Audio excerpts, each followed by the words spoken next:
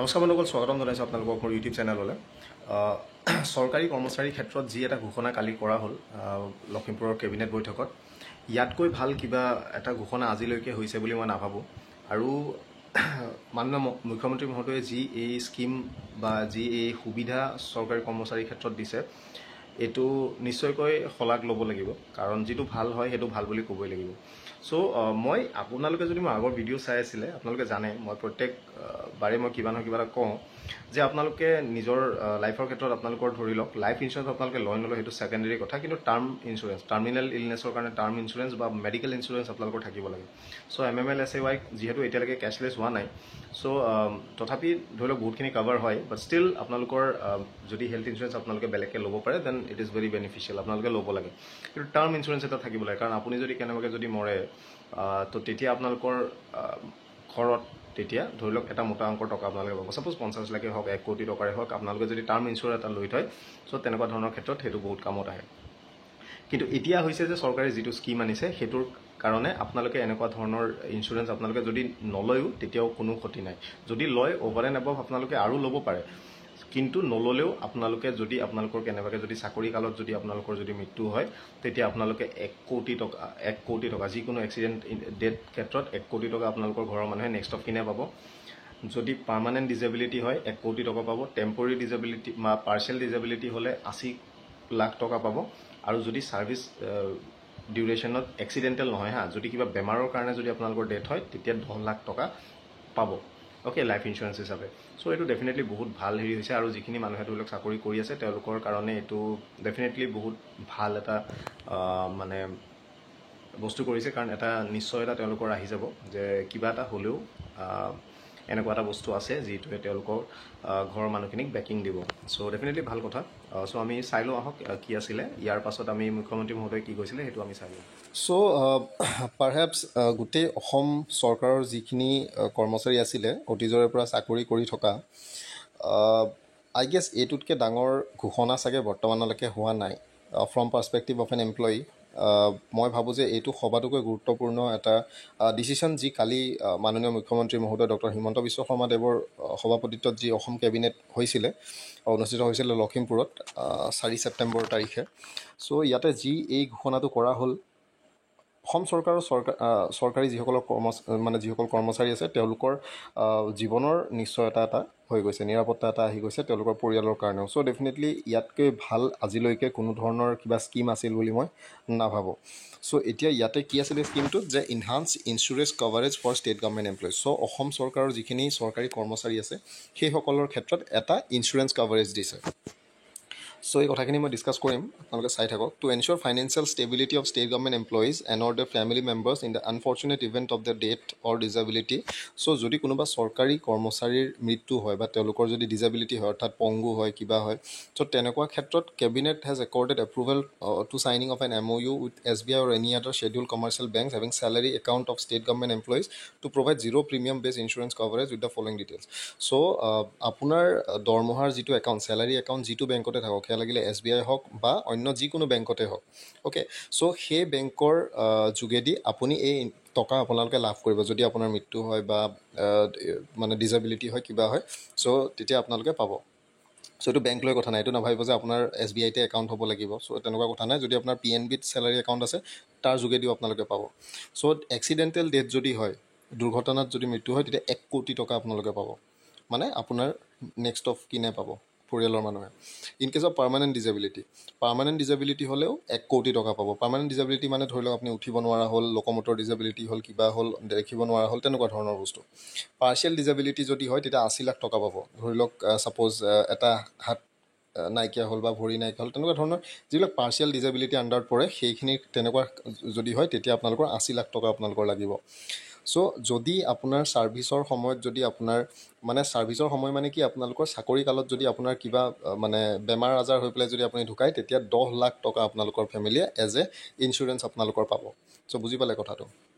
So' insurance coverage will be over and above the regular benefits applicable to state government employees. So' বৰ্তমান যিমানবিলাক সুবিধা আপোনালোকে পাই আছে সকলো পায়ে থাকিব, তাৰ উপৰিও আপোনালোকে এই যিটো সুবিধা কৰিছে সেইটো আপোনালোকে পাব।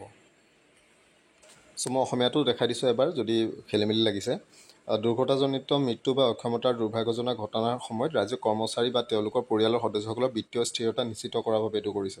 চ' দুৰ্ঘটনাজনিত মৃত্যুৰ ক্ষেত্ৰত 1 কোটি টকা পাব, স্থায়ী বিকলাংগতাৰ ক্ষেত্ৰত 1 কোটি টকা পাব, আংশিক বিকলাংগতাৰ ক্ষেত্ৰত 80 লাখ টকা পাব, আৰু সেৱা কালত যিকোনো ৰোগত মৃত্যুৰ ক্ষেত্ৰত 10 লাখ টকা পাব। চ' এনি কাইণ্ড অফ ইলনেছ, যিকোনো বেমাৰ যদি আপুনি চাকৰি কালত যদি ঢুকায় তেতিয়া 10 লাখ টকা।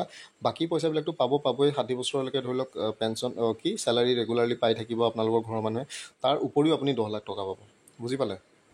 দুৰ্ঘটনাত পতিত হলে তেওঁলোক বিভিন্নজন বিভিন্ন সময়ত নিহত হয় আৰু পাৰ্মানেণ্ট ডিজেবিলিটি হয়, আৰু পাৰ্মানেণ্ট ডিজেবিলিটিৰ লগত কেতিয়াবা পাৰ্চিয়েল ডিজেবিলিটিও হয়।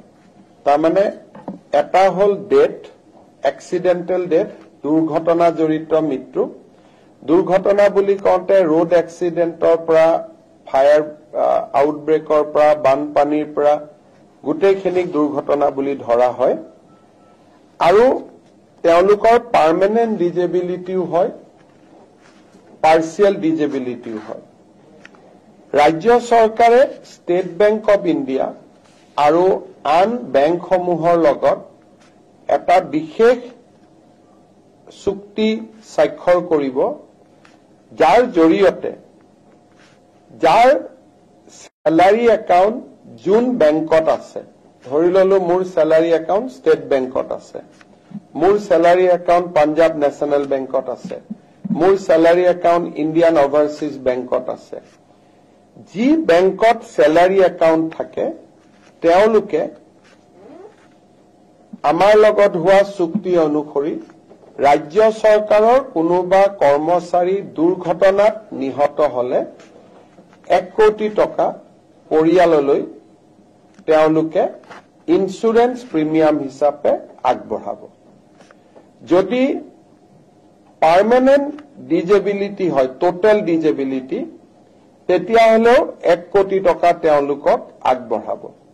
আৰু যদি পাৰ্চিয়েল ডিজেবিলিটি হয় তেতিয়াহলে 80 লাখ টকা আগবঢ়াব।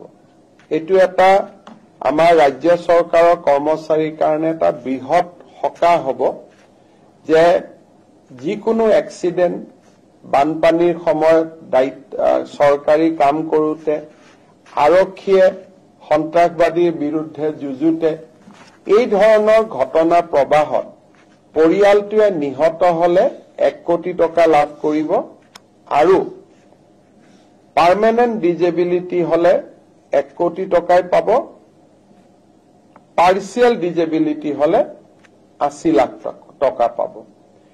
আৰু যদি বেমাৰত মৃত্যুবৰণ কৰে, চৰকাৰে দিয়া গোটেই সা সুবিধাবিলাকৰ উপৰিও এই এগ্ৰিমেণ্টৰ জৰিয়তে বেংকটোৰ পৰাও তেওঁলোকে 10 লাখ টকা অতিৰিক্তকৈ পাব। তাৰমানে life insurance coverage additional 10 lakh, accident insurance coverage 1 কোটি, আৰু পাৰ্চিয়েল ডিজেবিলিটি হলে 80 লাখ টকা। এইটো আমাৰ ৰাজ্য চৰকাৰৰ কৰ্মচাৰীসকলৰ ভগৱানে নকৰক, কিন্তু যদি কেতিয়াবা তেওঁলোকৰ খুব এনেকুৱা ধৰণৰ পৰিৱেশ হয় তেতিয়াহ'লে ই এটা ডাঙৰ সিকিউৰিটি সিস্টেম হিচাপে পৰিয়ালটোৰ ওচৰত কাম কৰিব। এইখিনিৰ পৰিৱৰ্তেও চৰকাৰে যি সুবিধা আজিলৈকে আগবঢ়াই আছে এইখিনি চলি থাকিব। এইখিনি অতিৰিক্ত সুবিধা আমি দিছো, কিন্তু এজন চৰকাৰী কৰ্মচাৰী মৰিলে ফেমিলিটোৱে 60 বছৰ বয়সলৈকে পেঞ্চন পায়, GPF যিবিলাক পায়ে থাকিব।